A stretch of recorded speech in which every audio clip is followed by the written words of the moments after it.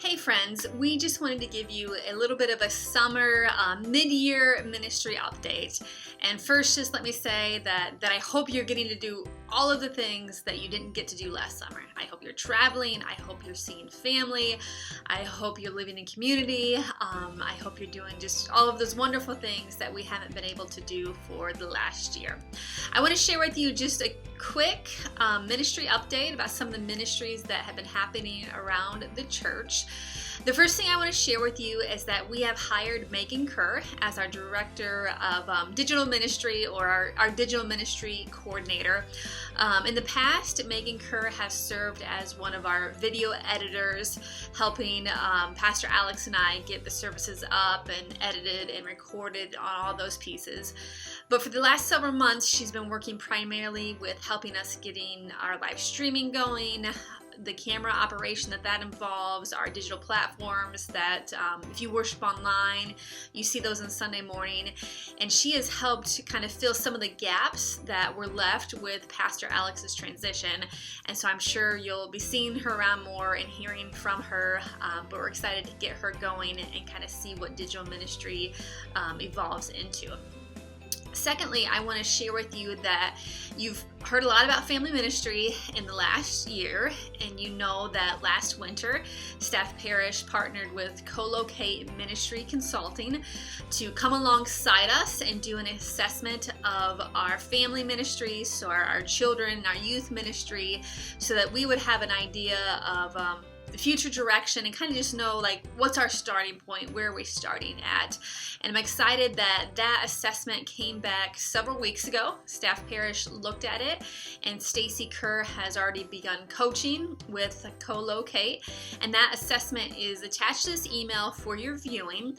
The assessment is a direct result of interviews and the surveys, so interviews with the staff and then surveys from church members.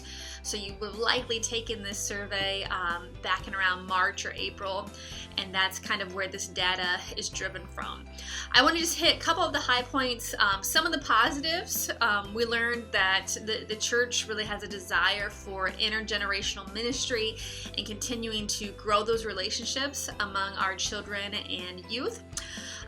We learned that the church wants us to be engaged in the community, actively serving our community, engaged in mission, and actively recruiting new young families, which is certainly that mission piece is typical of us, and that there's a strong desire for youth and our older students to be involved in directly leading in the worship services. Some of our growing edges were around the areas of youth and student ministry and providing opportunities for the parents of youth and young children to grow and develop some relationships. So those are the high points, but again, the report is attached. If you have any questions about that, you can reach out to myself, Sarah Jordan, our Chair of Staff Parish, or Stacy Kerr, our Family Ministries Director.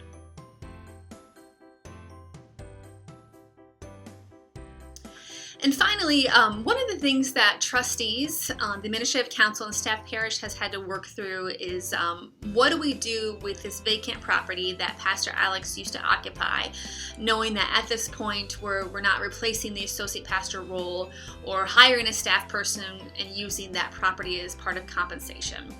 Well, several of you will probably remember several years ago, we were gifted with a property, our 911 West Worcester Street property. And when we received that gift, the donor's intention was that would be used as a parsonage. But we already had 2 parsonages, so we just went ahead, accepted the gift, and it's been a rental property since then. But now we found ourselves in a situation in which we have 1 appointed pastor and we have 3 properties.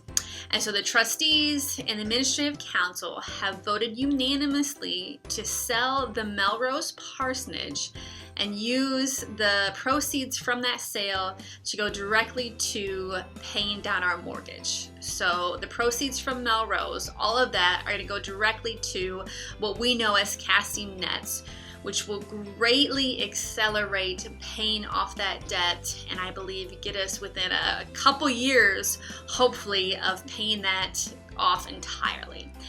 Now, because the Melrose property had previously served as a parsonage, there were some steps that we had to go through with the conference, the bishop, and the cabinet, but all of those approvals have come through, and we're hoping in the next couple of weeks to go ahead and move through that and move forward in selling that property. So that's exciting news. That gets us so much closer to paying off that debt.